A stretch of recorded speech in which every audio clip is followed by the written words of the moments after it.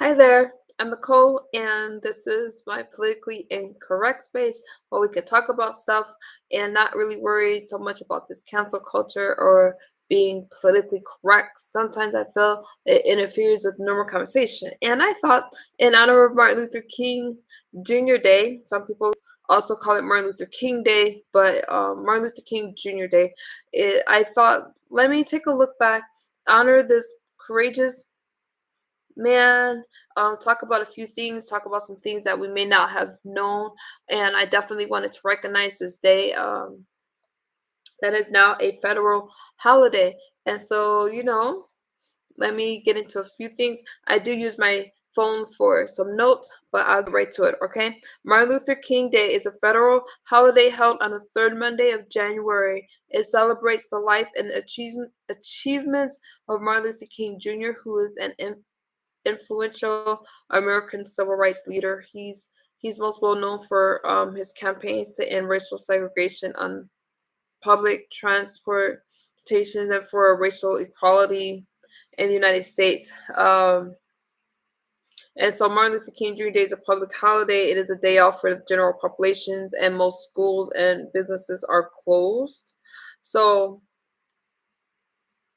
and it's a long weekend. Let me give you a little bit of background. Martin Luther King was an important civil rights activist.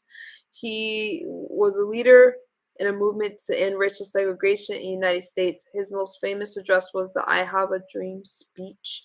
And I think we've heard about that. He's an advocate of he was an advocate, he's passed, of nonviolent protests and became the youngest man to be awarded the Nobel Peace Prize. And he was assassinated in 1968. All right. In 1968, shortly after Martin Luther King died, a campaign was started for his birthday to become a holiday to honor him. After the first bill was introduced, trade unions led the campaign for the federal holiday, and it was endorsed in 1976. And so those are just some things, but I wanted to kind of talk about some things that we may not have known about Martin Luther King. Um, and I find it interesting. So I wanted to talk about 10 things that we may not have known about Martin Luther King Jr. instead of just all the things that we do know about him. And again, I wanted to acknowledge Martin Luther King Jr. Day. And I think this country is in a unique place right now. We're in a day where we're seeing more healing, but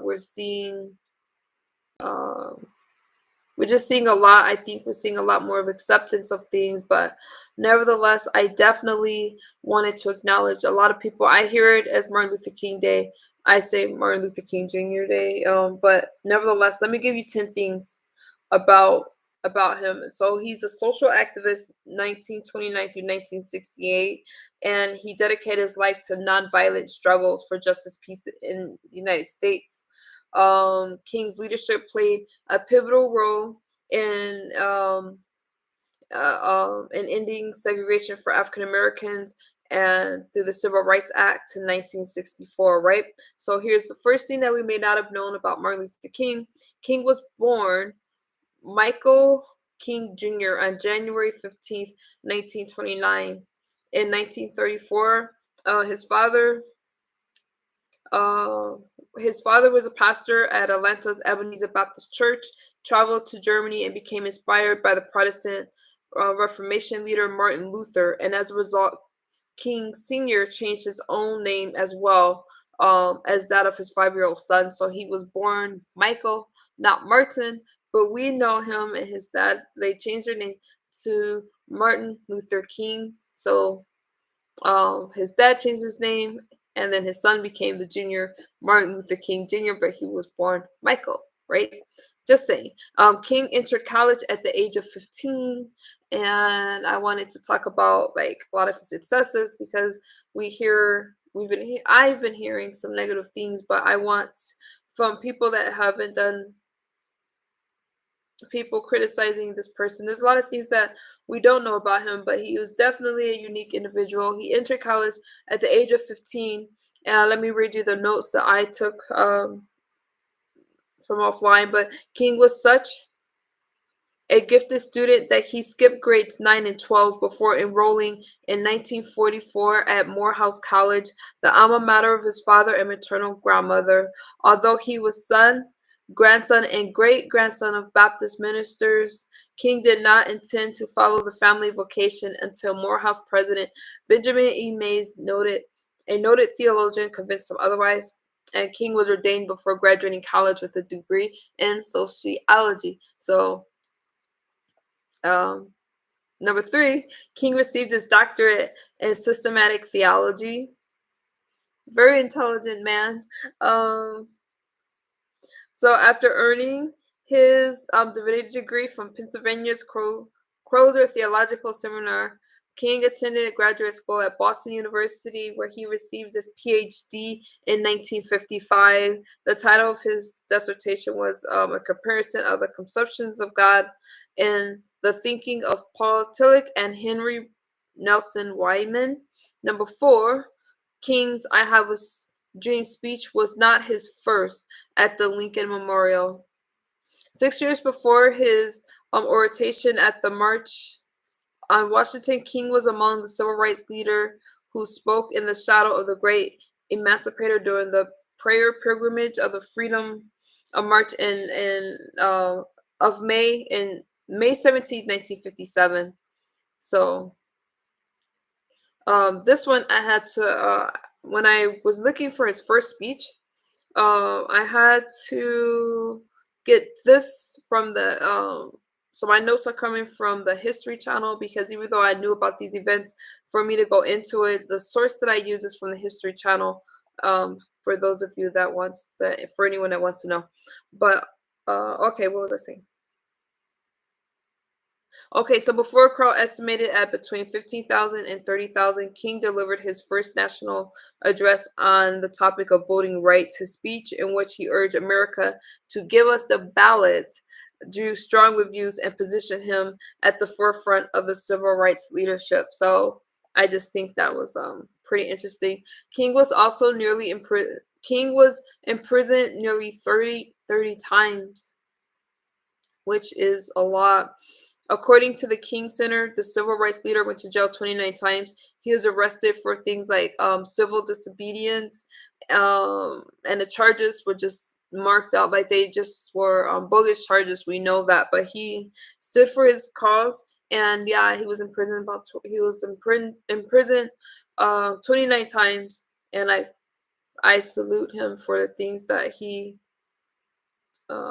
went through. Number 6 is that King narrowly escaped an assassination attempt a decade before his death. I just butchered that. King nearly escaped an assassination attempt a decade before his death, and I know we talk about his assassination a lot, but I think it's interesting to know that he escaped an assassination before, and he still kept going for things that he believed in. He still kept talking about. He went forward with nonviolent approaches to equality, no matter the color of your skin. We know that I have a dream speech, but he stood for the cause, and he died a hero. King's last public speech foretold his death. That's number 7. King had come to Memphis in April 1968 to support the strike of the city's black garbage workers, and in a speech on the night before his assassination, he told an audience at Mason Temple Church, "Like anybody, I would like to live a long life. Longevity has its place. But I am not concerned about that now. I've seen the promised land. I may not get there with you, but I want you to know tonight that we as a people will get to the promised land. And I'm happy tonight. I'm not fearing about anything. I'm not fearing any man. Mine eyes have seen the glory of the coming of the Lord." And I get chills just reading that. The song, just don't see that. It's rare. It's just rare. Number 8, members of King's family did not believe James Earl Ray acted alone. All right, and that is the man who we have known to. Let me just read you my notes. Ray, a career criminal, pled guilty to King's assassination but later recanted. King's son Dexter met publicly with Ray in 1997 and argued for the case to be reopened. King's wife, Coretta, believed the mafia and local, state, and federal government agencies were deeply involved in the murder. She praised the result of a 1999 civil trial in which a Memphis jury decided the assassination was the result of a conspiracy and that Ray was set up to take the blame. A U.S. Department of Justice investigation released in 2000 reported no evidence of a conspiracy, but that's pretty deep. And there's a lot more that goes to that. I agree with Coretta, um, the wife of Martin Luther King Jr. And I can just say my condolences for this huge loss. Number 9, King's mother was also slain by a bullet. On June 30th, 1974, 69-year-old Bertha Williams King played the organ Sunday at a Sunday service inside Ebenezer Baptist Church. Marcus Wayne Chenault Jr. rose from the front pew, drew 2 pistols, and began to fire shots. One of the bullets struck and killed King, who died steps from where her son had preached nonviolence. The deranged gunman said that Christians were his enemy and that although he had received divine instructions to kill King's father, who was in the congregation, he killed King's mother instead because she was closer. The shooting also left the church deacon dead. Chenault received a death penalty sentence that was later changed to life imprisonment, in part due to King's family opposition to capital punishment. So even though they suffered this huge loss, they spared this man's life, and I think that is amazing to admit. I mean, not to admit, but that just shows the heart of this man, who we hear so many controversial things surrounding Martin Luther King Jr. I think that's really sad because this man died a hero, and a lot of people that criticize Martin Luther King Jr. wouldn't lift a finger for anybody else. So I want to remember the good, not the bad, because this man's courageous and he's went through a lot, and he's a brilliant, brilliant man.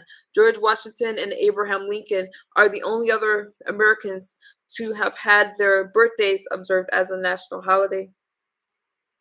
So in 1983, President Ronald Reagan signed a bill that created a federal holiday to honor King. The holiday, first commemorated in 1986, is celebrated on the third Monday in January, close to the civil rights leader January 15th birthday. And so there you go. Those are 10 things that we may not have known about Dr. Martin Luther King Jr. Martin Luther King Jr. And I found it very, I just wanted to remember that. And he is an important man. And I will say he definitely died a hero. I'm also going to say that I'm really proud that this country does have it as a federal holiday. And I do think that this country is in a place, it's a pivotal point in time. We're entering a time that we've never seen. I think there's a lot more acceptance, but we have a long ways to go. And this country together needs to heal. With that being said, I hope everybody have a great national holiday. And thank you for spending some time with me.